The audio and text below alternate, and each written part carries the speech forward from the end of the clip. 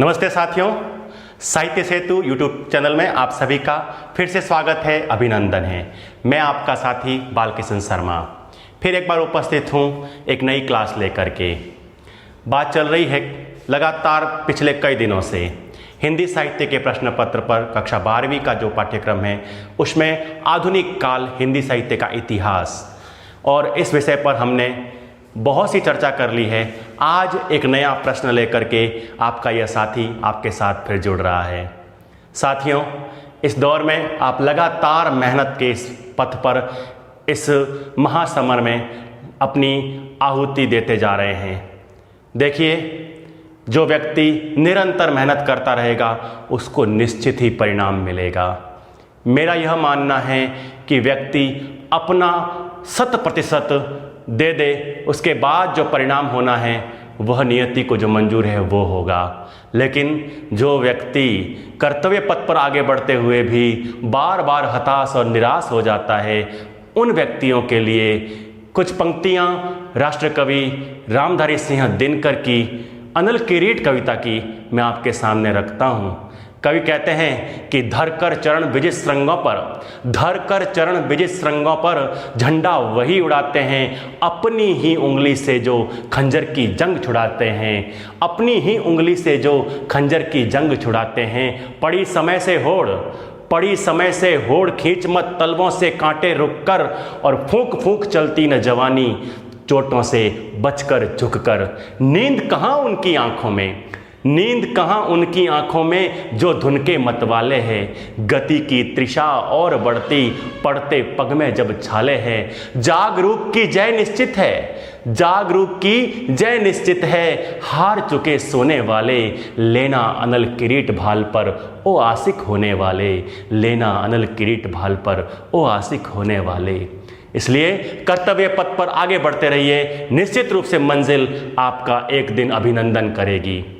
बढ़ते हैं आगे, एक नया प्रश्न आज की इस क्लास की शुरुआत करते हैं। शुरुआत करने से पहले मैं एक बार फिर से आपसे निवेदन कर दूं कि यदि आपने अभी तक हमारा चैनल सब्सक्राइब नहीं किया है, आप साहित्य सेतु परिवार के स्थायी सदस्य नहीं बने हैं, तो प्लीज़ नीचे सब्सक्राइब बटन पर जाइए और इस चैनल को सब्सक्राइब कर लीजिए ताकि समय समय पर आपको इसके नए नोटिफिकेशन मिलते रहें। बेल आइकन को प्रेस कीजिए। हमारा वीडियो अच्छा लगे तो आप इसको लाइक कीजिए, अपने साथियों तक शेयर कीजिए। बढ़ते हैं आगे। आज का प्रश्न है, भारतेंदु युग के पद्य साहित्य का विवेचन कीजिए।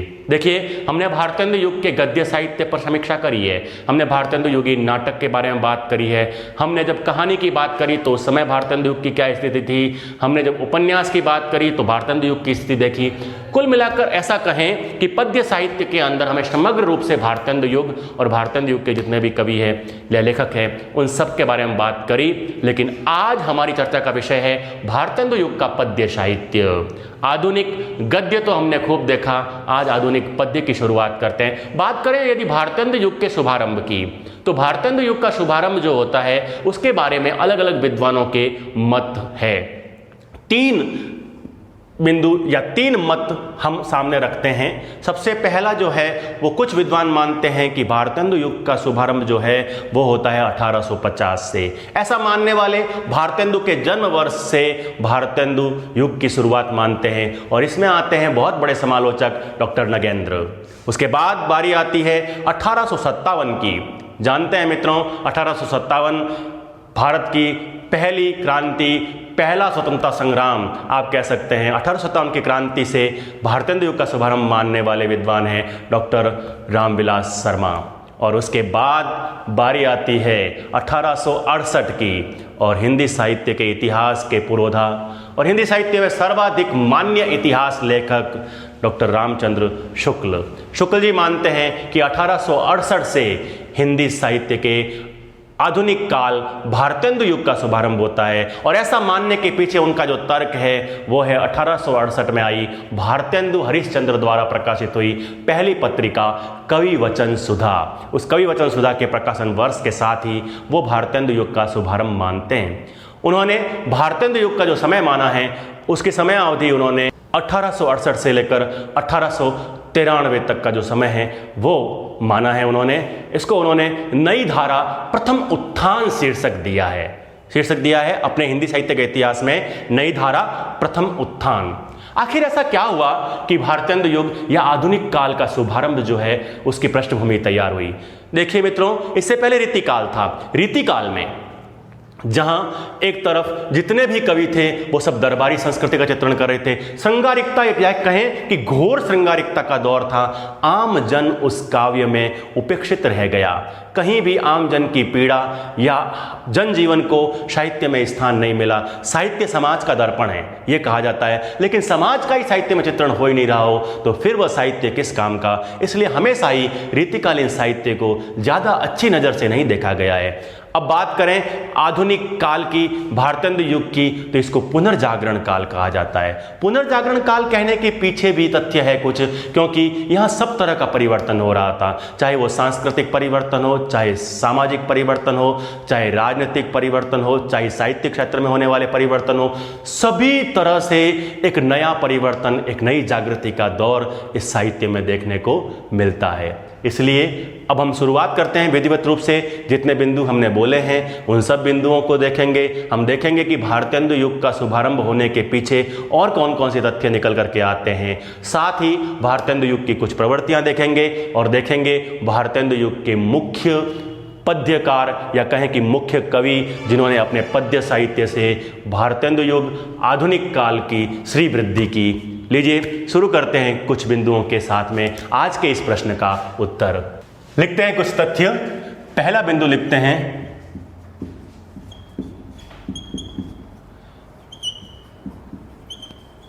आधुनिक काल का प्रथम चरण भारतेंदु काल माना जा सकता है।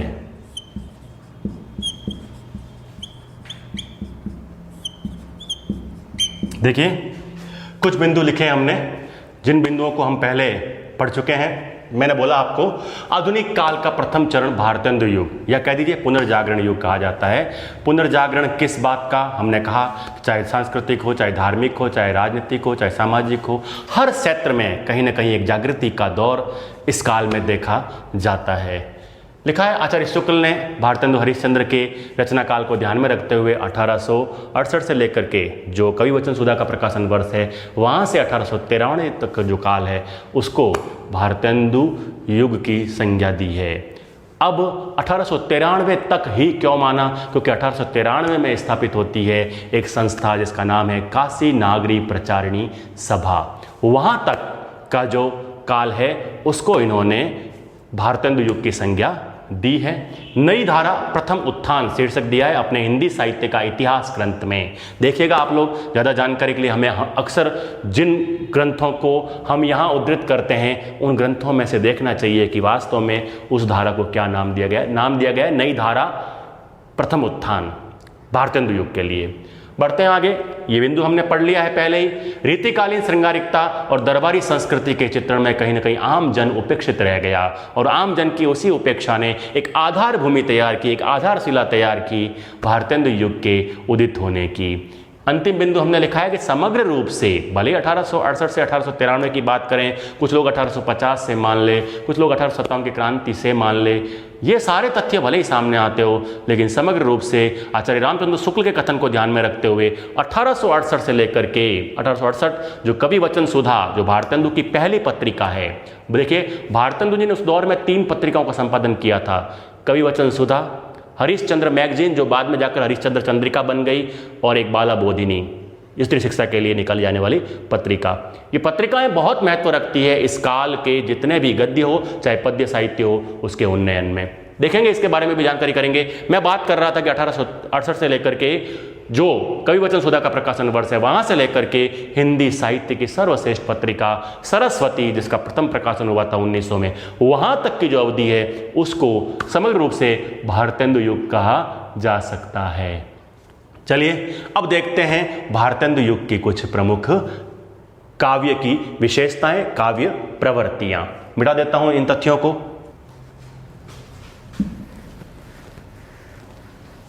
लिखते हैं 10वां बिंदु, भाषा द्वंद्व की स्थिति,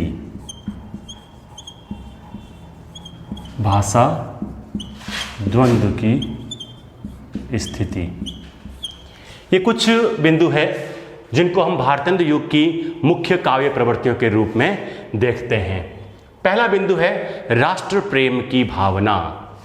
भारतेंदु काल के जितने भी कवि हैं वे सब सजग राजनीतिक चेतना के कवि थे, चाहे भारतेंदु हो, चाहे प्रताप नारायण मिश्र हो, चाहे बालकृष्ण भट्ट हो, चाहे बद्रीनारायण चौधरी प्रेमघन हो। इस दौर के जितने भी कवि हैं उन सभी कवियों ने, देखिए इससे पहले रीतिकाल था, हम जब इस बिंदु का विस्तार करें भारतेंदु युग की प्रवृत्ति के अंतर्गत तो उस समय लिखें कि रीतिकालीन कवियों ने जहां समाज और राष्ट्र की उपेक्षिता कर दी, उनको उपेक्षित रख दिया, वहीं रीतिकाल के कवियों के बाद में आधुनिक काल भारतेंदु युग के जो कवि थे वे सब सजग राजनीतिक चेतना के कवि थे। भारतेंदु और भारतेंदु मंडल के जितने भी सदस्य थे उन सभी ने राष्ट्रीय प्रेम की जो भावना है उस भावना को प्रखरता के साथ में हमारे सामने प्रस्तुत किया है। भारतेंदु लिखते हैं, आप भारतेंदु के इन पंक्तियों को लिखिएगा, इन पंक्तियों को लिखिएगा कि भीतर भीतर सब रस चूसे। क्या लिखते हैं भारतेंदु? मैं बोल रहा हूं, आप ध्यान से इन पंक्तियों को लिखिएगा जब इस बिंदु का विस्तार करें कि भीतर भीतर सब रस चूसे, हंसी हंसी के तन मन धन मुँह से, जाहिर बातन में अति तेज, जाहिर बातन में अति तेज, क्यों सखी साजन नहीं अंग्रेज। उस समय के काव्य में मुकरियां कहने का, पहले कोई बात कही जाती थी उसको कह करके फिर बाद में सामने वाला उत्तर देता, फिर जो वक्ता होता वो उस चीज से मुकर जाता और उसका एक अलग उत्तर दिया करता था। कितनी बड़ी गजब की बात कही है। राष्ट्रभक्ति का संदेश भी दे दिया और साथ ही साथ यह भी समझा दिया कि हमारी काव्य शैली में जो मुकरियां हैं, कहीं ना अमीर खुसरो के समय की जो मुकरियां थी, हिंदी आदि काल की बात करें तो वो भारतेंदु युग में आकर के पहेलियों और मुकरियों की बातें फिर से उजागर होती है। तो इस प्रकार से राष्ट्रभक्ति की भावना से प्रेरित आप भारतेंदु हरिश्चंद्र की स्वयं की पंक्तियां और लिख सकते हैं। अंग्रेज राज सुख साज सजे सब भारी, क्या कहते हैं भारतेंदु? लिखेगा इन पंक्तियों को भी कि अंग्रेज राज सुख साज सजे सब भारी, पे धन विदेश चली जात यह अति ख्वारी। इस प्रकार से भारतेंदु स्वयं बताते हैं कि अंग्रेजों के राज में, मैंने एक बात पहले भी आपको बताई थी कि कहीं ना कहीं दबे स्वर में राष्ट्र प्रेम था, लेकिन उसके साथ में राजभक्ति भी इन कवियों में देखने को मिलती है। लेकिन राष्ट्र प्रेम प्रखरता से उभर कर सामने आया है। इस बिंदु का आप ऐसे विस्तार कर सकते हैं। बात करते हैं भक्ति भावना की। भारतेंदु और भारतेंदु मंडल के, आप इस बिंदु का विस्तार में क्या लिखेंगे कि भारतेंदु और भारतेंदु मंडल के जितने भी सदस्य थे उन सभी ने भक्ति भावना को भी अपने साहित्य में स्थान दिया है। स्वयं भारतेंदु की बात करें तो वे भी पुष्टि मार्ग में दीक्षित हुए थे। भारतेंदु लिखते हैं, उधारो दीन बंधु महाराज, जैसे हैं तैसे तुम्हारे हैं, नहीं औरन से काज। क्या लिखते हैं? देखो भारतेंदु की भाषा ब्रज है, क्योंकि इस काल में भाषा द्वंद्व था। पद्य अभी भी ब्रज में लिखा जा रहा था और गद्य जो है उसमें खड़ी बोली आ गई थी। क्या लिखते हैं? भक्ति भावना में आप भारतेंदु की ये पंक्तियां लिखिएगा। भक्ति भावना के अंतर्गत भारतेंदु स्वयं पुष्टि मार्ग में दीक्षित हुए थे। भारतेंदु लिखते हैं अपने प्रभु से प्रार्थना करते हुए कि उधारो दीन बंधु महाराज, जैसे हैं तैसे तिहारे हैं, नहीं औरन से काज। इन पंक्तियों को आप जरूर उद्धृत कीजिएगा। बढ़ते हैं आगे, बात करें सामाजिक दुर्दशा का चित्रण। फिर वही बात आएगी, रीतिकालीन कवियों के साहित्य में समाज कहीं नहीं था और इन कवियों ने, जो भारतेंदु युग के कवि है, उन सभी भारतेंदु युग के कवियों ने सामाजिक दुर्दशा अर्थात उस समय के समाज में व्याप्त जितनी भी कुरीतियां हैं, चाहे वो बाल विवाह जैसी कुरीति है या फिर विधवाओं का पुनर्विवाह नहीं होना, वो भी कुरीति है। प्रताप नारायण मिश्र अपने एक प्रसिद्ध ग्रंथ मन की लहर के अंदर लिखते हैं, कौन करे जो नहीं कसकत, देखी स्थिति इन बाल विधवान की। इस प्रकार से मन की लहर पूरा एक काव्य लिखा है उन्होंने बाल विधवाओं के जीवन पर केंद्रित। साथ ही स्वयं भारतेंदु हरिश्चंद्र भी भारत दुर्दशा में कहते हैं, आवो सब मिल रोहो भारत भाई, भारत दुर्दशा अब न देखी जाई। इस प्रकार की पंक्तियां वो लिखते हैं और समाज सुधार का, कहीं न कहीं देश की दशा पर दृष्टिपात करते हुए अपने काव्य में उन सभी स्थितियों का वर्णन करते हैं। तो इस प्रकार से हम लिखेंगे कि रीतिकालीन काव्य जहां समाज और सामाजिक दुर्दशा का चित्रण करने में बिल्कुल विफल रहा, वहीं भारतेंदु और भारतेंदु मंडल के साहित्यकारों ने समाज की दुर्दशा का, समाज में व्याप्त कुरीतियों का, कुप्रथाओं का जमकर विरोध किया और कहीं न कहीं समाज सुधार और राष्ट्रीय जागरण के स्वर को प्रखरता से अपने साहित्य में प्रस्तुत किया। आप मन की लहर प्रताप नारायण मिश्र की इस रचना का जरूर उल्लेख कीजिएगा। आप साथ ही भारत दुर्दशा, जो भारतेंदु हरिश्चंद्र का एक नाटक है, उसके अंदर वो किस प्रकार से लिखते हैं, आवो सब मिल रोवो भारत भाई, भारत दुर्दशा अब न देखी जाई, या फिर कौन करे जो नई कसकत देखी विपत्ति इन बाल विद्वान की। ये पंक्तियां आप जरूर लिखिए। इन पंक्तियों को लिखने पर आपको अच्छे अंक बोर्ड परीक्षा में प्राप्त होते हैं। ये पंक्तियां किन की है ये देख करके तो कई बार जो हिंदी से जुड़ी हुई परीक्षाएं होती है उन पंक्तियों को ही देखकर पूछ लिया जाता है ये पंक्तियां किन की है, इसलिए पंक्तियों को ध्यान में रखिएगा। प्रकृति चित्रण की बात करें तो इस काल में प्रकृति आलंबन रूप में, ध्यान दीजिएगा, जहां रीति काल में प्रकृति का उद्दीपन रूप में चित्रण हुआ है, वो मानव मन के मनोभावों को बहुत ज्यादा उद्दीप्त करने का काम करती है। यहां प्रकृति मानव की सहचरी बनकर के साथ चलती है, इसलिए आप लिखिए दोनों का कंपैरिजन करते हुए। जब भी भारतेंदु युग के काव्य की विशेषताएं लिखे ना, उसके साथ में रीति काल में ये था, भारतेंदु काल में ये है, द्विवेदी काल में आगे जाके ये हुआ। जब हम तुलनात्मक कोई चीज वर्णन करते हैं तो उस समय हमें अच्छे अंक प्राप्त होते हैं। आप बताएंगे कि भारतेंदु काल में भी प्रकृति का चित्रण बड़ी सुरम्यता के साथ में किया है। भारतेंदु एवं भारतेंदु मंडल के अन्य साहित्यकारों ने प्रकृति चित्रण में अपनी कलम बड़ी सिद्ध हस्त तरीके से चलाई है और स्वयं भारतेंदु अपनी नाटिका श्री चंद्रावली में यमुना किनारे खड़े तमाल के वृक्षों का बड़ा सुंदर वर्णन करते हुए लिखते हैं। लिखिएगा आप लोग ये पंक्तियां। भारतेंदु अपने नाटिका श्री चंद्रावली में यमुना किनारे खड़े तमाल के वृक्षों के सौंदर्य का चित्रण करते हुए लिखते हैं, तरनी तनुजा तट तमाल तरुवर बहु छाए। क्या लिखते हैं कि तरनी तनुजा तट तमाल तरुवर बहु छाए, झुके कूल सो जल परसन हित मन हो सुहाए। इन पंक्तियों को आप उद्धृत कीजिएगा। ये पंक्तियां बहुत चर्चित है, बहुत प्रसिद्ध है। ये पंक्तियां देखकर कई बार प्रश्न पूछ लिया जाता है कि इन पंक्तियों के वक्ता कौन है। पंक्तियां फिर से एक बार बोल रहा हूं, तरनी तनुजा तट तमाल तरुवर बहु छाए, झुके कूल सो जल परसन हित मन हो सुहाए। ये पंक्तियां श्री चंद्रावली नामक नाटिका में भारतेंदु हरिश्चंद्र उद्धृत करते हैं। प्रकृति का आलमन रूप में चित्रण इस काल में हुआ है। इन सभी बातों को आप लोग अपने उत्तर में जरूर समाहित करें। बढ़े आगे, बात करते हैं समस्या पूर्ति की। समस्या पूर्ति क्या है? इस काल में मनोरंजन का एक बड़ा सुंदर साधन था काव्य सृजन। पूरा एक मंच सस्ता था, उसमें चौपाल सी लगती थी गांव की, बड़े बड़े साहित्यकार उसमें इकट्ठे होते थे और बड़े बड़े साहित्यकार और बड़े मतलब जो सजग श्रोता है वो भी वहाँ बैठते थे। एक पंक्ति जो है समस्या के रूप में सामने रखी जाती थी और फिर कवि को उसके ऊपर हाथों हाथ आप कहें तो आंसू कवि बन करके एक काव्य सृजन कुछ पंक्तियों में उस पंक्ति का उत्तर देते हुए करना होता था। उसे समस्या पूर्ति, एक समस्या रखता था, फिर बाद में कवि उसकी क्या करता था, पूर्ति करता था। तो इस काल के बड़े प्रसिद्ध समस्या पूर्ति के रचनाकार है प्रताप नारायण मिश्र, अंबिका दत्त व्यास। प्रताप नारायण मिश्र जी की जो एक समस्या पूर्ति है, पपीहा जब पूछी है पीऊ कहाँ, पपीहा जब पूछी है पीऊ कहाँ, उसकी पंक्तियां कुछ इस प्रकार से है। आप देखिए किस प्रकार इन पंक्तियों में लिखा है कि एक छंद के रूप में समस्यात्मक पंक्ति है और उस समस्यात्मक पंक्ति का कवि प्रताप नारायण मिश्र क्या गजब का उत्तर देखिए। पहली पंक्ति में देखिए लिखा है, बन बैठी है मान की मूर्ति सी, बन बैठी है मान की मूर्ति सी, मुख खोलत बोले न नाही न हाँ, तुम ही मनुहारी के हारी परे, सखियान की कौन चलाई तहां। बरखा है प्रतापजू, क्या लिखा है देखिए तीसरी पंक्ति में कि बरखा है प्रतापजू, धीर धरो अब लो मन को समुझायो जहां, यह ब्यारी तभे बदलेगी कछु, पपीहा जब पूछी है पीऊ कहाँ। ये एक प्रसिद्ध समस्या पूर्ति है, तो आप उद्धृत कीजिएगा इस समस्या पूर्ति को।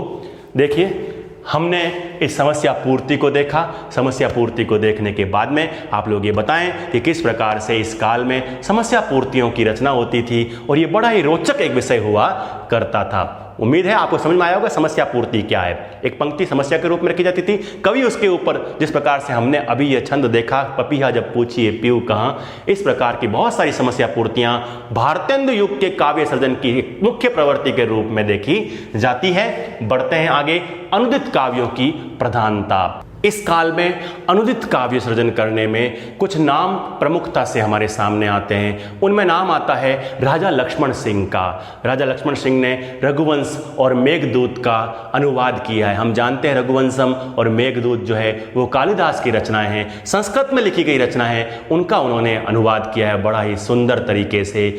इस काल में ब्रज भाषा में अनुवाद ज़्यादा हुए हैं, चाहे वो संस्कृत के काव्यों का हुआ हो, चाहे अंग्रेजी के काव्यों का हुआ हो, उन काव्यों का ब्रज भाषा में ज़्यादा अनुवाद देखने को मिलता है। बात करें भारतेंदु हरिश्चंद्र की, देखिए अनुदित काव्यों के अंदर हमने पहला जो नाम लिखा था राजा लक्ष्मण सिंह का। राजा लक्ष्मण सिंह ने रघुवंशम और मेघदूत का अनुवाद किया है। एक नाम आता है यहीं भारतेंदु हरिश्चंद्र का। भारतेंदु हरिश्चंद्र ने भी स्वयं जो है वो अनुवाद किया है नारद भक्ति सूत्र का। नारद भक्ति सूत्र, मैं यहाँ नाम लिखता हूँ, नारद भक्ति सूत्र, और एक है शांडिल्य भक्ति सूत्र। शांडिल्य भक्ति सूत्र, निश्चित रूप से ये दोनों ही रचनाएं जो है वो संस्कृत में लिखी हुई है। नारद भक्ति सूत्र का इन्होंने तदीय सर्वस्व नाम से अनुवाद किया है। तदीय सर्वस्व, यह नारद भक्ति सूत्र का अनुवाद है जिसका नाम है तदीय सर्वस्व। हम जानते हैं कि भारतेंदु हरिश्चंद्र ने तदीय समाज की स्थापना की थी, इसलिए वो तदीय समाज, तदीय सर्वस्व की ही विचारधाराओं पर चलता था। और यह अनुवाद है नारद भक्ति सूत्र का। सांडिल्य भक्ति सूत्र जो है इसका अनुवाद इन्होंने भक्ति सूत्र वेजयंती नाम से किया है। भक्ति सूत्र वेजयंती, इस नाम से। क्या क्या लिखा हमने, वापस बता रहा हूं मैं आपको। नारद भक्ति सूत्र का अनुवाद किया है तदीय सर्वस्व नाम से भारतेंदु हरिश्चंद्र ने। सांडिल्य भक्ति सूत्र का अनुवाद उन्होंने किया है भक्ति सूत्र वेजयंती नाम से। ठीक है, इस प्रकार से आप बताएंगे कि इस काल में अनुदित रचनाएं लिखी गई। अनुदित रचनाओं में संस्कृत के ग्रंथों का ब्रज भाषा में अनुवाद मुख्य रूप से किया गया। राजा लक्ष्मण सिंह का आप निर्देश कीजिएगा, आप राजा लक्ष्मण सिंह के बारे में बताएं, रघुवंश और मेघदूत का उन्होंने अनुवाद किया। साथ ही आप बताएं स्वयं भारतेंदु हरिश्चंद्र ने दो प्रसिद्ध ग्रंथों नारद भक्ति सूत्र का तदीय सर्वस्व नाम से, सांडिल्य भक्ति सूत्र का भक्ति सूत्र वेजयंती नाम से अनुवाद किया। ये अनुदित काव्यों के अंतर्गत लिखिए आप लोग। बात करें हास्य व्यंग्य की प्रधानता, इस काल में जितना भी काव्य लिखा गया उस काल में गंभीरता के स्थान पर हास्य व्यंग्य का पुट ज्यादा देखने को मिलता है। आप बताएं कि भारतेंदु और भारतेंदु मंडल के जितने भी साहित्यकार थे उनमें से विशेष रूप से प्रताप नारायण मिश्र और बद्रीनारायण चौधरी प्रेम घन के काव्य में हास्य व्यंग्य की प्रधानता के काव्य ज्यादा सर्जित किए गए हैं। बात करें स्वभाषा प्रेम की, भारतेंदु हरिश्चंद्र लिखते हैं निज भाषा उन्नति है सब उन्नति को मूल, बिन निज भाषा ज्ञान के मिटत न हिय को शूल। तो कहीं ना कहीं स्वभाषा प्रेम इस काल की सबसे बड़ी विशेषता थी। वो कहते हैं कि हम अंग्रेजों को अपनाएं, हम अंग्रेजों को स्वीकार करें, लेकिन अंग्रेजी भाषा के प्रति जो हमारा मोह बढ़ता जा रहा है वह मोह कहीं ना कहीं हमें स्वभाषा प्रेम से दूर करता जा रहा है। इसलिए हमें अपने ही देश में रह करके अपनी भाषा के माध्यम से देश प्रेम दिखाना होगा, राष्ट्र की उन्नति में अपना योगदान देना होगा। इस प्रकार से राष्ट्रभाषा प्रेम के प्रति प्रताप नारायण मिश्र की पंक्तियां भी लिखिए। चह जो साचौ निज कल्याण, क्या लिखते हैं वो, चहु जो साचौ निज कल्याण, तो सब मिली भारत संतान, जपो निरंतर एक जबान, हिंदी हिंदू हिंदुस्तान। इस प्रकार से राष्ट्रभाषा हिंदी के प्रति जो प्रेम है उस प्रेम को इस काल के सभी कवियों ने, चाहे भारतेंदु हो चाहे प्रताप नारायण मिश्र हो। प्रताप नारायण मिश्र एक बड़ी सुंदर पत्रिका का संपादन करते थे ब्राह्मण, उस ब्राह्मण पत्रिका के अंदर उन्होंने इन पंक्तियों का निर्देश किया है। आगे बढ़ते हैं, देखते हैं श्रृंगारिकता। श्रृंगारिकता रीतिकाल से चली आ रही थी, लेकिन रीतिकाल का जो श्रृंगारिकता का वर्णन था वो कहीं ना कहीं उद्दीप्त करने वाला ज़्यादा था। यहाँ श्रृंगारिकता का जो वर्णन है वो श्रेष्ठ श्रृंगारिकता का वर्णन है। इस काल के भी कुछ कवियों ने, स्वयं भारतेंदु ने भी और भारतेंदु मंडल के कुछ साहित्यकारों ने श्रृंगारिकता का चित्रण किया है, लेकिन श्रृंगारिकता अपने सीमित रूप में, शिष्ट रूप में इस काव्य में देखने को मिलती है। इस बिंदु का भी आप वर्णन कर सकते हैं। 10वां और अंतिम बिंदु है भाषा द्वंद्व की स्थिति। आप इस बिंदु को बड़ा सुंदर तरीके से लिखिएगा कि इस काल में हिंदी गद्य का उद्भव तो हो गया, लेकिन पद्य और गद्य में भाषा का द्वंद्व पैदा हो गया, क्योंकि जहां एक तरफ पद्य अब भी ब्रज भाषा या कहीं कहीं थोड़ा थोड़ा अवधि में लिखा जा रहा था, ब्रज का ही वैसे प्राधान्य था, ब्रज में लिखा जा रहा था, यह बता दीजिए, और साथ ही गद्य में खड़ी बोली ने जगह ले ली थी, इसलिए खड़ी बोली और ब्रज का मिश्रण होता जा रहा था, क्योंकि वही रचनाकार एक तरफ जब पद्य लिखता था तो वहां ब्रज भाषा का प्रयोग करता था, और जब गद्य सृजन करता था तो अपने निबंध, नाटक और उपन्यासों तथा कहानियों में वो खड़ी बोली का प्रयोग करता था। तो खड़ी बोली और ब्रज का मिश्रण, इस तरह से हम कह सकते हैं कि भाषा का स्वरूप जो है वो स्थिर नहीं था, अशुद्ध रूप था, व्याकरणिक दृष्टि से भाषा शुद्ध नहीं थी, जिसका परिमार्जन और परिष्कार आगे चल करके द्विवेदी युग में सरस्वती पत्रिका के माध्यम से एक बहुत बड़े साहित्यकार, एक बहुत बड़े समालोचक आचार्य महावीर प्रसाद द्विवेदी करते हैं। इन सभी बिंदुओं के साथ में आप उत्कृष्ट कोटि की भारतेंदु युग की प्रवृत्तियों का उल्लेख कर सकते हैं। चलिए जल्दी जल्दी से भारतेंदु मंडल के कुछ साहित्यकारों की रचनाएं देखते हैं, किस प्रकार से इस काल में काव्य सृजन हुआ, कुछ महत्वपूर्ण कवि और उनकी रचनाएं। मिटा देता हूं इन तथ्यों को यहां से, साथ ही लिख देते हैं एक और कवि राधा कृष्ण दास, जो भारतेंदु के फुफेरे भाई हैं। राधा कृष्ण दास, और राधा कृष्ण दास की रचना लिखते हैं भारत 12 मासा। लीजिए, इन रचनाओं को लिखने के बाद में एक बार इन रचनाओं को देख लेते हैं। देखिए, कवि और भी बहुत हैं, भारतेंदु युग के अंदर बहुत सारा काव्य सृजन हुआ है, लेकिन कुछ चुनिंदा रचनाएं जो आपको आसानी से याद हो सके, कक्षा 12वीं के मेरे जितने विद्यार्थी हैं उनको बहुत आसानी से ये रचनाएं याद हो जाए, इसका एक छोटा सा प्रयास मैं आप लोगों के साथ में करूंगा। देखिए, भारतेंदु हरिश्चंद्र की रचनाओं को याद करने का एक छोटा सा तरीका है। आप याद रखिए कि इनकी रचनाओं में प्रेम बहुत है, पहली बात तो इतना याद रख लीजिए, ठीक है। अब याद कैसे करना है कि ये सारी रचनाएं आपको याद रह जाए, तो उसके लिए क्या करें कि मन में प्रेम भरकर, याद रखिएगा मेरा ये सूत्र, कि मन में प्रेम भरकर भारतेंदु सरोवर किनारे माधुरी से मिलने गए। मन में प्रेम भरकर भारतेंदु सरोवर किनारे माधुरी से मिलने गए। क्या लेकर के? 50 फूलों की माला लेकर, 50 फूलों की माला लेकर गए। लेकिन उनके साथ वहाँ ऐसा विनोद हुआ कि वहाँ खड़ी एक बकरी ने फूलों का गुच्छा खा लिया। बताइए क्या याद हुआ? याद ये हुआ कि मन में प्रेम लेकर भारतेंदु, मन में भारतेंदु क्यों? प्रेम क्यों? क्योंकि प्रेम का मतलब सब प्रेम है, सब रचनाओं के आगे। मन में प्रेम लेकर, मन में प्रेम भरकर भारतेंदु सरोवर किनारे किससे मिलने गए? माधुरी से। क्या लेकर गए? 50 फूलों की माला। 50 का मतलब प्रेम 50, फूलों का मतलब प्रेम फुलवारी, माला का मतलब प्रेम मालिका। सरोवर किनारे क्यों गए? प्रेम सरोवर। किससे मिलने गए? माधुरी से, तो प्रेम माधुरी, ठीक है। और वहाँ क्या हो गया? उनके साथ विनोद हो गया। विनोद का मतलब मजाक, वर्षा विनोद। वहाँ खड़ी बकरी ने, बकरी विलाप हो जाएगा। और खड़ी क्यों लिखा? खड़ी के पीछे भी कारण है, हर बात के पीछे कारण होता है। खड़ी का मतलब होता है कि फूलों का गुच्छा इनकी खड़ी बोली की कविताओं का संग्रह है।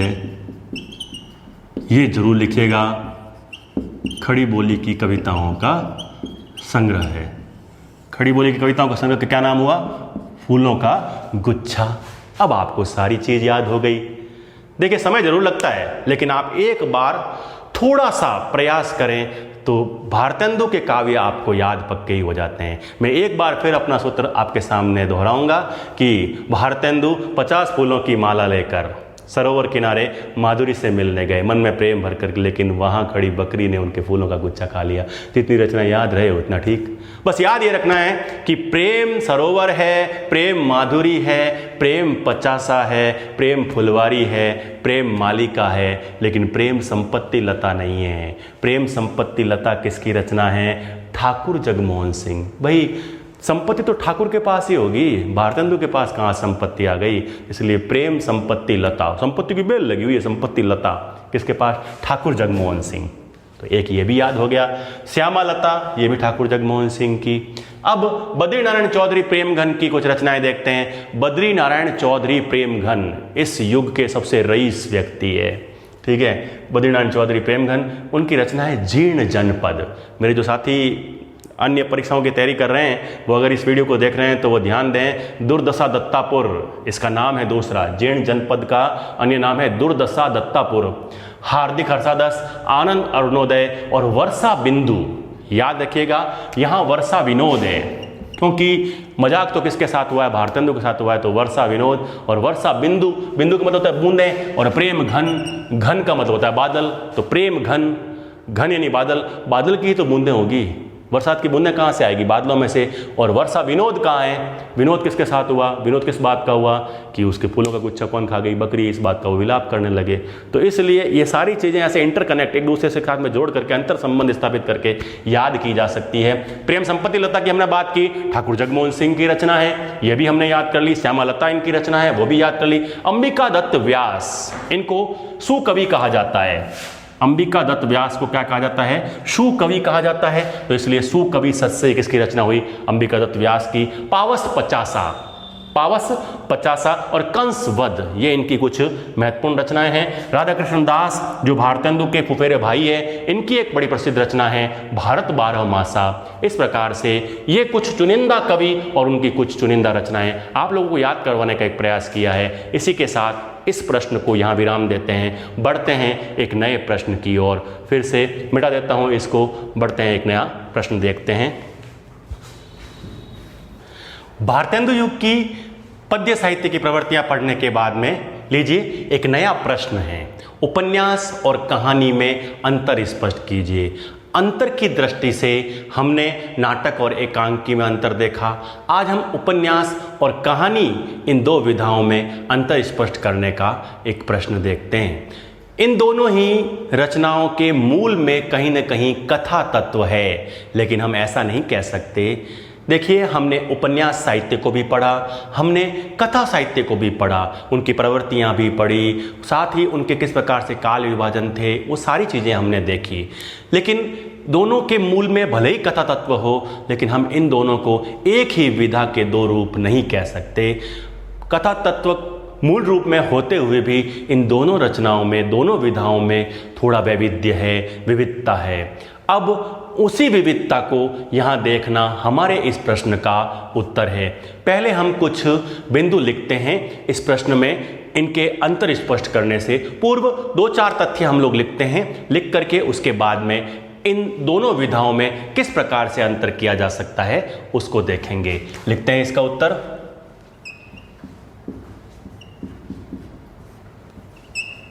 आधुनिक हिंदी गद्य की नौवां बिंदु है संवेदना का त्वरित बोध।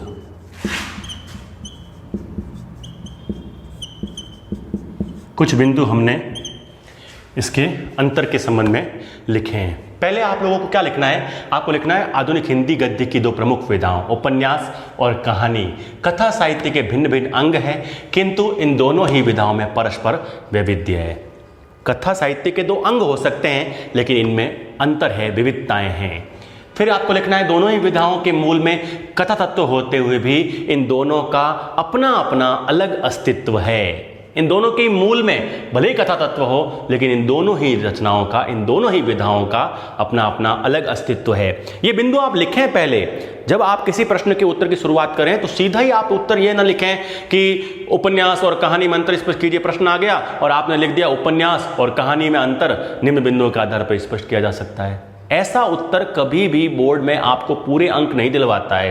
क्या करें, हम पहले बताएं कि उपन्यास क्या है, कहानी क्या है, उपन्यास और कहानी में परस्पर क्या संबंध है वो बताएं। तो संबंध किसके आधार पर, कथा तत्व एक बिंदु है, इसको याद रखना है कि कथा तत्व दोनों के ही मूल में रहता है। लिखा है हमने कि कहानी को उपन्यास का लघु रूप, अगला बिंदु लिखा है ना कि ऐसा नहीं है कि कथा तत्व दोनों के मूल में रहता है तो आप कहानी को उपन्यास का लघु रूप और उपन्यास को बहुत सारी कहानियों का मिश्रण कह दें, यह ठीक नहीं है। यही बिंदु यहां लिखा है, कहानी को उपन्यास का लघु रूप या उपन्यास को बहुत सी कहानियों का मिश्रण कहना ठीक नहीं होगा। ऐसी भाषा शैली का आप प्रयोग उत्तर में करें तब जाकर के आपको पूरे अंक मिलते हैं। और फिर लिखें, इस प्रकार इन दोनों विधाओं में निम्न बिंदुओं के आधार पर अंतर स्पष्ट किया जा सकता है। फिर मैंने जो ये बिंदु लिखे हैं ना, इन बिंदुओं को तो आपको याद रखना है। आप हेडिंग लगा सकते हैं, आकार, ऐसे आपने पहला बिंदु लिख दिया। अब आकार में लिखना क्या है, तो आप बताएंगे कि आकार की दृष्टि से कहानी छोटे लघु आकार की होती है जबकि उपन्यास का वृहद आकार होता है। कहानी एक सीमित काल में कहीं सुनी या पढ़ी जाती है और समाप्त हो जाती है। उपन्यास का आकार बड़ा होता है, उसे एक पाठक कई दिनों तक पढ़ता है तब जाकर के उसके चरमोत्कर्ष तक पहुंचता है, जबकि कहानी में क्लाइमैक्स तक, चरमोत्कर्ष तक शीघ्र ही पहुंचा जा सकता है, क्योंकि कहानी 20 से 25 मिनट में खत्म हो जाने वाली एक विधा है, वह जीवन की छोटी सी झलक है। इस प्रकार से लिखें आप वर्ण्य विषय। फिर वही बिंदु है, उसको एक अलग शीर्षक दे दिया है। कहानी का जो वर्ण्य विषय होता है वह संक्षिप्त होता है, जबकि उपन्यास का जो वर्ण्य विषय है वो विस्तृत होता है। वर्ण्य विषय की दृष्टि से एक विस्तृत कलेवर में लिखी जाने वाली एक विस्तृत वृहद आकार की रचना उपन्यास होती है, जबकि एक लघु आकार की, एक लघु वर्ण्य विषय की, समाज के या जीवन के एक छोटे से चित्र को प्रस्तुत करने वाली रचना जो है वर्ण्य विषय के आधार पर वो कहानी होती है। यह अंतर हो जाएगा। व्यापकता, फिर वही बिंदु है, नाम अलग दिया गया है। आप बताएं कि व्यापकता के अंदर इस बिंदु का हम जब विस्तार करें तो आप बताएं कि इस बिंदु के अंदर, मतलब आप व्यापकता इस बिंदु को लेकर के जब उसका विस्तार करें ना, तो आप बताएं कि कहानी संक्षिप्त होती है जबकि उपन्यास व्यापक दृष्टि से, उसकी जो दृष्टि होती है उपन्यास रचनाकार की, उपन्यास लेखक की, वो व्यापक दृष्टि से किसी पात्र से जुड़े हुए अन्य व्यक्ति, उनसे जुड़ी हुई घटनाएं, उनसे जुड़ा हुआ परिवेश, उसको व्यापक दृष्टि से सोचते हुए अपने उपन्यास साहित्य में वर्णित करता है। जबकि कहानीकार के पास में इतनी जगह नहीं होती, वह संक्षिप्त दृष्टि से सोचते हुए एक लघु आकार में अपनी रचना को छोटे से समाज, छोटे से परिवेश के साथ में पूर्ण करता है। फिर आप बताएं कथानक, कथानक रूपी जो बिंदु है ना अगला चौथा, इस बिंदु का आप विस्तार कैसे करें। आप बताएं कहानी में लघु कथानक होता है, एक ही घटना या जीवन के किसी एक ही अंग को वर्णित किया जाता है, किसी 2 या 3 आप कहते ज़्यादा पात्र होते हैं और उनके जीवन से जुड़ी हुई घटनाएं कहानी में 20 से 25 मिनट में खत्म करना कहानीकार का उद्देश्य होता है। जबकि उपन्यास का कथानक, जिसमें एक मुख्य कथा, अन्य गौण कथाएं, उन प्रसंगों के अंदर आने वाली अंतर कथाएं सब समाहित होती है, जबकि कहानी का मतलब होता है एक लघु कथा, उसको कहानी कहा जाएगा। हाँ, कहानी लंबी हो सकती है, लेकिन जब लंबी कहानी होगी, शीर्षक कहानी है, तो उसमें एक ही कहानी लगातार चलेगी, जबकि उपन्यास कई कहानियों को समाहित करके चलता है। एक मुख्य कथानक के साथ में बहुत सारे जुड़े हुए अन्य कथानक या कह दें कि अन्य अंतर कथाएं उसमें साथ में जुड़ती है, तभी उपन्यास एक वृहद आकार को, एक विस्तृत और व्यापक दृष्टिकोण को हमारे सामने रखता है। यह कथानक रूपी बिंदु का विस्तार करना है। फिर बात करते हैं, अगला 5वां बिंदु है गति। अब गति कैसे, सीधी सी बात है कि उपन्यास की गति धीमी होगी, इसमें कथानक धीमी गति से आगे बढ़ता है, क्योंकि जब उसमें कथानक विस्तृत है तो निश्चित रूप से उसके लेखक को लिखने में समय भी ज़्यादा लगता है और पाठक को समस्त कथानक को, संपूर्ण कथानक को जिस गति के साथ में वो पढ़ रहा है उस गति तक पढ़ते पढ़ते कई दिन लग जाते हैं, काफ़ी समय उसमें लग जाता है। तो एक तीव्र गति से आगे बढ़ता है और एक धीमी गति से आगे बढ़ता है। कहानी तीव्र गति से आगे बढ़ती हुई तुरंत ही अपने चरमोत्कर्ष तक पहुंच जाती है, जबकि उपन्यास के पाठन की गति पाठक को धीमी रखनी पड़ती है, क्योंकि उसमें उसे बहुत सारी अंतर कथाओं को साथ में समझते हुए चलना पड़ता है। कई बार जब हम देखते हैं किसी कहानी को हम पढ़ना शुरू करते हैं ना, तो हम उस कहानी के क्लाइमैक्स तक खुद ही पहुंच जाते हैं, जबकि उपन्यास में ऐसा नहीं होता। उसमें धीमी गति से व्यक्ति को पढ़ते पढ़ते आराम से उस पर सोचते हुए आगे बढ़ना होता है। तो एक में आप ये बताएं, एक में गति तीव्र, एक में गति धीमी होती है। बताएं पात्रों की संख्या की जहां तक हम बात करें तो कहानी में पात्रों की संख्या सीमित होती है, उपन्यास में पात्रों की संख्या ज़्यादा हो सकती है। क्यों? क्योंकि उपन्यास विस्तृत आकार का, बृहद आकार का एक साहित्य है और कहानी लघु आकार की रचना है। तो जो लघु आकार की है उसमें ज़्यादा पात्रों की संख्या नहीं हो सकती, क्योंकि जब पात्र ज़्यादा होंगे तो सबको अपना अपना चरित्र सामने लाने का पूरा अवसर नहीं मिल पाएगा। जबकि उपन्यास में उपन्यासकार सभी पात्रों को पूर्ण रूप से सामने आने, अपने व्यक्तित्व को प्रस्तुत करने, अपने चरित्र को प्रस्तुत करने का पूरा अवसर दे सकता है। इसलिए पात्रों की संख्या एक कहानी में सीमित होती है और उपन्यास में असीमित पात्र हो सकते हैं। जितनी उपन्यास के कथानक की आवश्यकता है उतने पात्रों को उसमें जगह दी जा सकती है। इस बिंदु का इस प्रकार से विस्तार करें।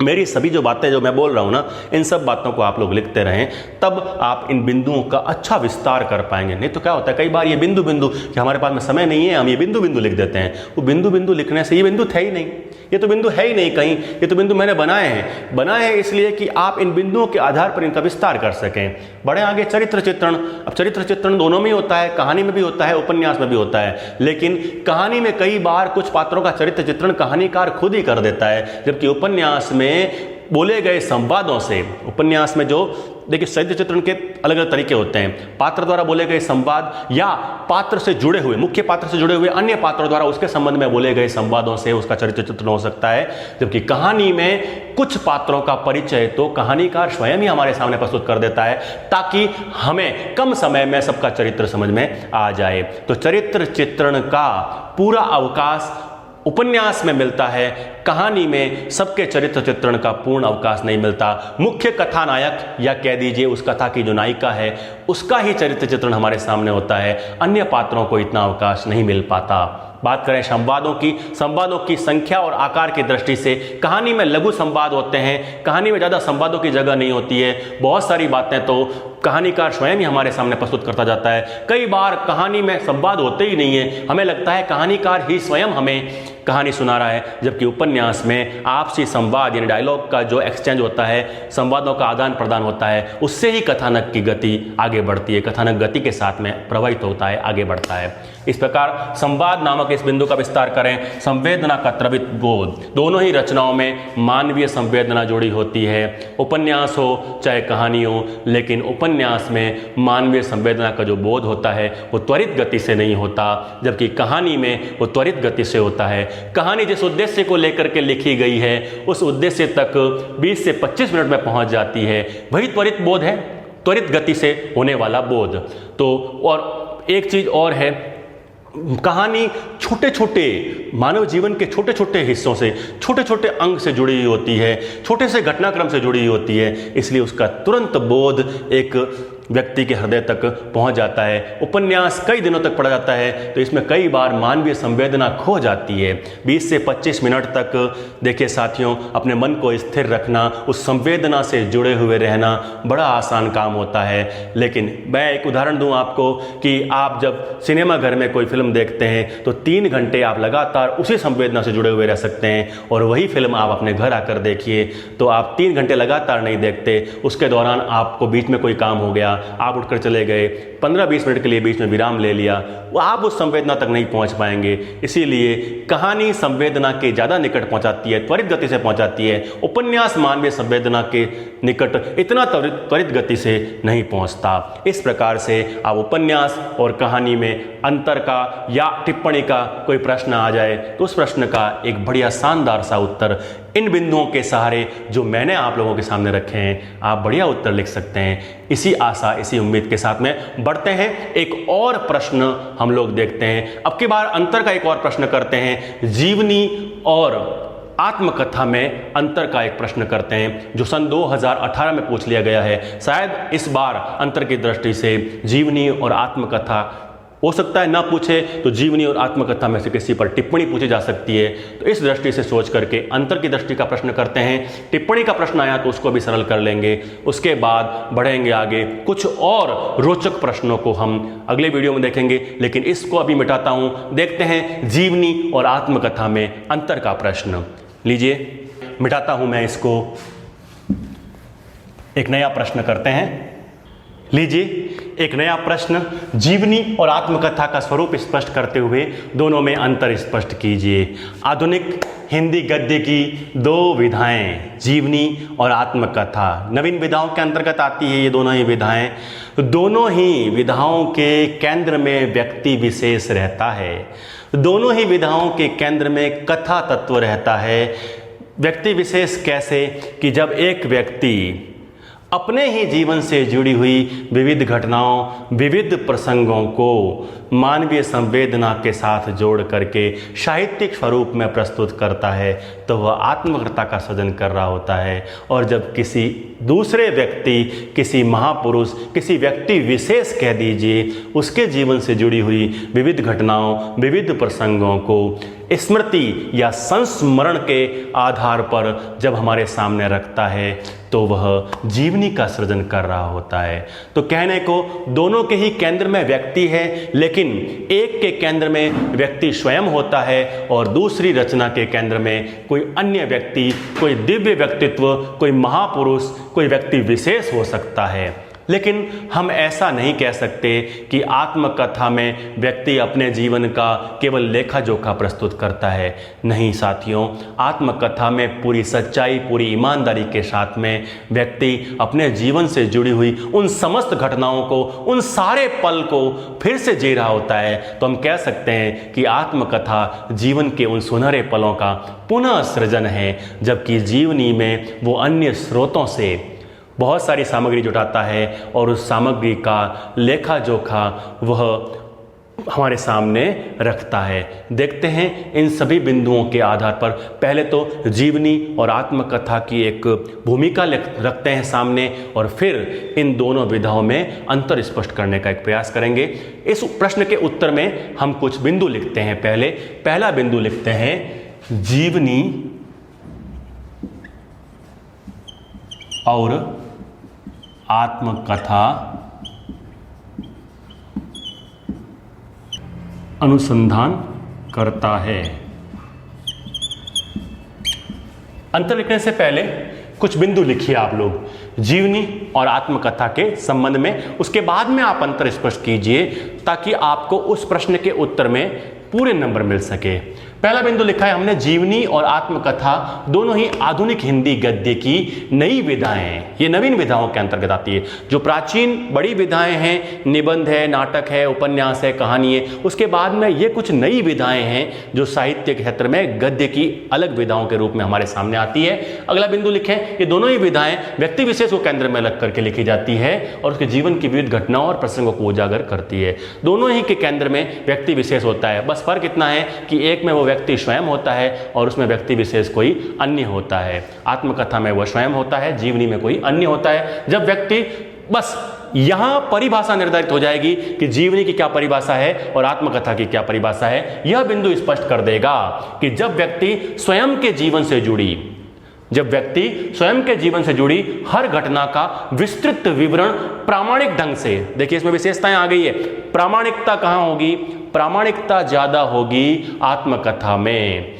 जीवनी में अन्य स्रोतों से सामग्री जुटाई गई है, अब वो कितनी प्रामाणिक है कितनी नहीं है वह व्यक्ति नहीं जानता, लेकिन अपने जीवन की सच्चाई, अपने जीवन की प्रामाणिकता व्यक्ति स्वयं बहुत अच्छे से जानता है। इसलिए आत्मकथा में प्रामाणिकता का अंश ज्यादा होता है।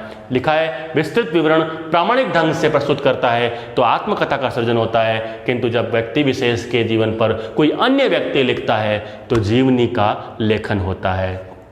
आत्मकथा लेखन अतीत का लेखा जोखा भर नहीं है, ये बात मैंने पहले ही बताई है। ऐसा नहीं है कि अतीत से जुड़ी हुई कुछ बातों को बस लिख दिया, उनका लेखा जोखा प्रस्तुत कर दिया, नहीं है। ये उस परिवेश विशेष में जिए गए उन क्षणों का पुनः सृजन है, फिर से व्यक्ति उन पल को जीता है फिर अपने अंदर, तभी तो वो स्मृतियों के आधार पर उन सभी पल को, अपने जीवन से जुड़े हुए उन सभी हिस्सों को हमारे सामने प्रस्तुत कर पाता है। जबकि जीवनी लेखक किसकी भूमिका में होता है? इतिहासकार की भूमिका में होता है, और वह एक इतिहासकार की भांति चरित्र नायक के विषय में, क्योंकि वह किसी न किसी व्यक्ति विशेष को अपने उस जीवनी का चरित्र नायक बनाएगा, और जब वो चरित्र नायक है तो उस चरित्र नायक के जीवन से जुड़ी हुई तमाम बातों को, उन सभी बिंदुओं को वो कहीं न कहीं से अनुसंधान करेगा, अलग स्रोतों से उसके बारे में जानकारी उपलब्ध करेगा। लिखा है हमने चरित्र नायक के विषय में अन्य स्रोतों से अनुसंधान करता है। तो जीवनी का जो लेखक है वो इतिहासकार या अनुसंधानकर्ता की भूमिका में होता है, जबकि आत्मकथाकार स्वयं के जीवन का चित्र प्रस्तुत कर रहा होता है। इसलिए ज़्यादा प्रामाणिकता या हम कहें सच्चाई का जो अंश है वो हमें आत्मकथा में ज़्यादा नजर आता है। देखते हैं इसी आधार पर जीवनी और आत्मकथा में अंतर। आप ये बिंदु सब लिख करके नीचे लिखें। इन बिंदुओं के आधार पर जीवनी और आत्मकथा में अंतर स्पष्ट किया जा सकता है। उसके बाद में आप अंतर के लिए कुछ बातें याद रखिएगा। मैं आपको इसमें ये अंतर है, इसमें ये अंतर है ऐसे नहीं लिखवाऊंगा, मैं इसमें भी कुछ बिंदु ही लिखवाऊंगा। वो बिंदु आपको कॉपी में नहीं लिखने होते हैं, वो बिंदु आपको मस्तिष्क में रखने होते हैं, और उन बिंदुओं के आधार पर आपको उन 8-10 जो बिंदु मैं लिखवा रहा हूं उसके आधार पर आपको 8-10 अंतर दिमाग में रहेंगे ना, तो आप 5-7 अंतर लिख पाओगे। क्योंकि परीक्षा का दबाव अलग होता है, उस दबाव में आप 5-7 अंतर भी लिख पाओगे। पहले इतनी चीजें लिख दोगे तो 80 शब्दों का एक अच्छा उत्तर आपके पर्याप्त मात्रा में हो जाएगा। लिखते हैं कुछ अंतर, इनको मिटाता हूं पहले। 10वां और अंतिम बिंदु जिसके आधार पर हम अंतर कर सकते हैं, काल्पनिकता। देखिए, मैं आपको बार बार एक चीज बताता हूं कि ये बिंदु परीक्षा में लिखने नहीं है, ये बिंदु सिर्फ आपकी सुविधा के लिए, आपके याद करने के लिए है कि इन बिंदुओं के आधार पर हम, ये तो हेडिंग है, शीर्षक है, इन बिंदुओं के आधार पर आप एक पूरा वाक्य लिख सकते हैं। कैसे? पहला बिंदु है अन्य का जीवन चित्रण और स्वयं का जीवन चित्रण। तो आप बताएंगे कि जीवनी नामक जो विधा होती है उसमें एक व्यक्ति अन्य किसी व्यक्ति विशेष का जीवन चित्रण करता है, जबकि आत्मकथा में स्वयं के जीवन से जुड़े हुए हर पहलू, हर घटना का वर्णन किया जाता है। तो यह एक वाक्य हो गया, अंतर स्पष्ट हो गया। दूसरा बिंदु है उसमें स्वयं के जीवन जितनी गहराई नहीं। अब इसका क्या मतलब हुआ? तो आप इस बिंदु को याद रखिए। आप बताएंगे कि एक आत्मकथाकार जितना गहराई से अपने जीवन से जुड़ी हुई हर बात को, हर घटना को, हर संवेदना को हमारे सामने रखता है, उतनी गहराई से एक जीवनी लेखक किसी अन्य व्यक्ति के जीवन की घटनाओं का वर्णन नहीं कर सकता, क्योंकि वह स्वयं के बारे में जितना जानता है उतना किसी अन्य व्यक्ति के बारे में गहराई से नहीं जान पाता। तो ये हो गया दूसरा अंतर। तीसरा है विश्वसनीयता। विश्वसनीयता की जहां तक बात करें, आत्मकथा जीवनी की अपेक्षा अधिक विश्वसनीय रचना होती है। बस ये लिखते ही आपको अंतर स्पष्ट हो गया। ऐसे बताने की जरूरत नहीं है कि इसमें विश्वसनीयता ज़्यादा होती है, इसमें कम होती है। आप सीधा लिखें कि आत्मकथा में जीवनी की अपेक्षा विश्वसनीयता का अंश ज़्यादा रहता है। बस फिर बात करें विश्वसनीयता की, उसी तरह से प्रामाणिकता। आत्मकथाकार को कहीं भी किसी भी तथ्य को प्रामाणिक करने की आवश्यकता नहीं होती है, उसको प्रमाणित करने की आवश्यकता ही नहीं है। क्यों? क्योंकि जब आत्मकथा का लेखक स्वयं ही आत्मकथा लिख रहा है, अपने जीवन के बारे में जब वो बातें बता रहा है, तो उसको कहीं से भी किसी भी अन्य स्रोत का हवाला देख करके, किसी और कथन को लिख करके या किसी अन्य व्यक्ति या लेखक का उदाहरण देख करके ये स्पष्ट नहीं करना पड़ता कि उस ग्रंथ में उस व्यक्ति ने इनके बारे में ऐसा कहा है, इसके आधार पर यह कहा जा सकता है। ऐसा कुछ भी नहीं लिखना पड़ता। तो इसलिए आप लिखें कि इसमें जीवनी लेखक को तथ्यों को स्पष्ट करने के लिए, प्रमाणित करने के लिए उदाहरण देने पड़ते हैं, प्रमाण जुटाने पड़ते हैं, जबकि आत्मकथाकार को ऐसा करने की आवश्यकता नहीं पड़ती, क्योंकि वह अपने जीवन के बारे में स्वयं ही वर्णन कर रहा होता है। अगला बिंदु लिखें, सत्य का उद्घाटन। यह बड़ा गजब का बिंदु है, ध्यान दीजिएगा इस बिंदु में। सत्य का उद्घाटन। आत्मकथाकार अपने जीवन में जितनी अच्छी बातें हुई है, जितनी बुरी बातें हुई है, कहीं नफा हुआ है तो कहीं नुकसान हुआ है, कहीं उपलब्धि हासिल की है तो कहीं उसके जीवन को ठेस पहुंची है, कहीं उसके साथ में बहुत अच्छा हुआ है तो कहीं किसी ने धोखा दिया है। ऐसी सब बातों को पूरी सच्चाई के साथ में वो उद्घाटित कर देगा। ऐसा करके वह अपने मन का बोझ हल्का कर रहा होता है, लेकिन उसके जीवन से जुड़े हुए कुछ अनछुए पहलू हमारे सामने उजागर होते हैं, जबकि जीवनी कार के पास में ऐसा करने का अवकाश नहीं होता, क्योंकि वह किसी व्यक्ति विशेष के जीवन की उन सच्चाइयों को उद्घाटित नहीं कर पाता, क्योंकि वो उन सच्चाइयों को जानता ही नहीं है, और या तो जानता भी है तो वह चरित्र नायक उसके लिए इतना महान, इतना दिव्य होता है कि वह उसके जीवन में जुड़ी हुई अच्छी बातों को ही उजागर करेगा। वो उस सच्चाई को लिखेगा ही नहीं जहां उसके जीवन में कुछ गलत हुआ है, कुछ बुरा हुआ है, या उसके द्वारा कहीं कोई गलती हुई है, इसकी गुंजाइश नहीं रहती।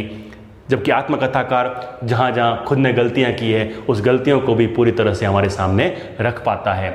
जीवन काल का अंतर, ये भी बड़ा गजब का बिंदु है कि आत्मकथा स्वयं के जीवन में ही लिखी जाती है। ये तो सीधी सी बात है कि आत्मकथा का मतलब हुआ ऑटोबायोग्राफी। हम खुद लिख रहे हैं, हमारे मर जाने के बाद में हमारी आत्मकथा कौन लिखेगा? जबकि जीवनी किसी व्यक्ति के जीवन काल में भी लिखी जा सकती है। और जैसे विवेकानंद जी अब इस दुनिया में नहीं है, लेकिन मेरा मन करे मैं विवेकानंद जी की जीवनी लिखूं, अलग शीर्षक से लिखूं। उनके बारे में बहुत सारे स्रोत हैं, बहुत सारे मेरे पास में साधन हैं, बहुत सारी सामग्री है। उन सामग्री के आधार पर उनके जीवन काल के समाप्त हो जाने के बाद भी मैं उस रचना का सर्जन कर सकता हूं। लेकिन मुझे मेरी आत्मकथा लिखनी है तो आत्मकथा मैं मेरे जीवन काल में लिख सकता हूं, उसके बाद मेरी आत्मकथा कोई नहीं लिख पाएगा, लिखेगा वो मेरी जीवनी होगी। बस ये अंतर स्पष्ट आप कर सकते हैं कि आत्मकथा जीवन काल में लिखी जाती है, जबकि जीवनी का लेखन व्यक्ति विशेष के जीवन काल में या उसकी मृत्यु पर्यंत, उसकी मृत्यु के बाद भी लिखा जा सकता है। सामग्री का चयन, आत्मकथाकार को सामग्री का चयन कहीं से नहीं करना पड़ता। आत्मकथाकार की सारी सामग्री उसके मस्तिष्क में, उसकी स्मृतियों में संचित होती है, जबकि जीवनीकार को सामग्री का चयन अलग अलग स्रोतों से सामग्री जुटानी पड़ती है। फिर आप लिखें आत्मनिष्ठता और वस्तुनिष्ठता। आत्मनिष्ठता का अंश आत्मकथा में ज़्यादा रहता है और वस्तुनिष्ठता का मतलब हुआ है सारी सामग्री जो अलग स्रोतों से जुटाई गई है वो उसके लिए वस्तु हो गई, और आत्म केंद्रित होता है व्यक्ति स्वयं आत्मकथा में, इसलिए आत्मनिष्ठता ज़्यादा हो गई। वो अपने बारे में ज़्यादा वर्णन करेगा और जीवनीकार जो है उसके जीवन से जुड़े हुए कुछ पहलुओं का वर्णन करेगा। तो वस्तुनिष्ठता और आत्मनिष्ठता में आप लिखें कि आत्मकथा में आत्मनिष्ठता का अंश ज़्यादा होता है, जबकि जीवनी में वस्तुनिष्ठता का अंश ज़्यादा पाया जाता है। ये अंतर हो जाएगा। अब ये क्या है, भीतर से बाहर, बाहर से भीतर, ऐसा लिख के मत आ जाना परीक्षा में कि भीतर से बाहर, बाहर से भीतर। उस आपके परीक्षक को समझ में नहीं आएगा कि भीतर से बाहर, बाहर से भीतर क्या है। मैं बताता हूं आपको कि भीतर से बाहर क्या है और बाहर से भीतर क्या है। आत्मकथाकार अपने अंतर मन की जो बातें होती है उनको हमारे सामने ला रहा है, तो क्या हुआ, भीतर से बाहर आया ना, वो बातें जो हम जानते ही नहीं थे। एक आत्मकथाकार ने अपने जीवन में कैसी कैसी बातें की है वो आत्मकथा पढ़ने के बाद हमें पता चलती है, तो उसके अंतर मन से वो बाहर आई। जबकि जीवनीकार क्या कर रहा है, वो बाहर से भीतर, अर्थात वो सामग्री सारी बाहर से ला रहा है, बाहर से ला रहा है और ला करके अपनी उस रचना के अंदर उसको डाल रहा है।